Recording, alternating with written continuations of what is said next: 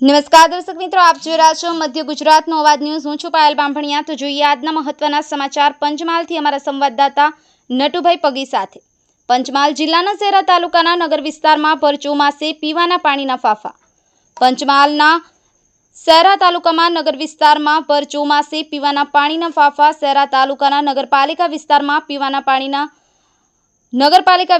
પીવાનું પાણી આશરે 5 કે 6 દિવસથી પીવાનું પાણી આપવામાં આવતું નથી અને નગરપાલિકા કર્મચારીને પણ પાણી વિશે રજૂઆત કરીએ છીએ તો કોઈ સરખો જવાબ આપતા નથી અને આગળથી પાણી નથી આવતું તેવું કહી રહ્યા છે। જવાબ આપે છે અને અમુક વિસ્તારમાં પાણી વારંવાર આપતા હોય છે। એ પાણી આપવા માટે 200-500 રૂપિયા લેતા હોય તેવું લોકમુખે ચર્ચા થઈ રહી છે।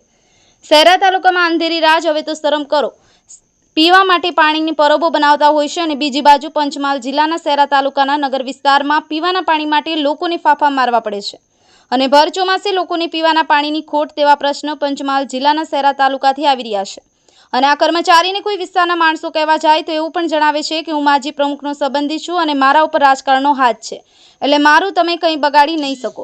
જુઓ, નગરપાલિકાના કર્મચારીની દાદાગીરી અને લોકોને ધમકાવી અને પાણીના 200-500 રૂપિયા ઉઘરાવતા હોય તેવું શહેરમાં લોકમુખી ચર્ચા થઈ રહી છે અને આ કર્મચારી પર જો કોઈ કાયદેસરના પગલાં નહીં લેવાય તો તાલુકા અને જિલ્લા સ્વાગતમાં અરજી થશે તેવું લોકમુખી ચર્ચા થઈ રહી છે। નટુભાઈ પગી, મધ્ય ગુજરાતનો અવાજ ન્યૂઝ, પંચમહાલ।